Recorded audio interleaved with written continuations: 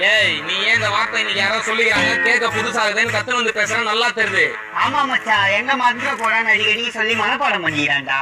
மச்சான் அப்படிலாம் இல்லடா, புதுசா பேச கத்துக்க டெவலப் ஆகணும்டா. இன்னும் இந்த எத்துணுவா கூத்துணுவான்னு லோக்கல் பாஷையில சீப்பா பேசியிருந்தா எப்படிடா? சீப்பா லோக்கல் பாஷைனா உள்ளூர் பாஷை. உள்ளூர் பாஷை எப்படி சீப் ஆகும்? இல்ல மச்சான், we want to developல. நீ டெவலப் ஆகுடா, அதுக்காகலாம் உள்ளூர் பாஷையை சீப் எல்லாம் சொல்லக்கூடாது, புரிஞ்சுதா? மச்சான் ப்ளீஸ் ஆகுடா.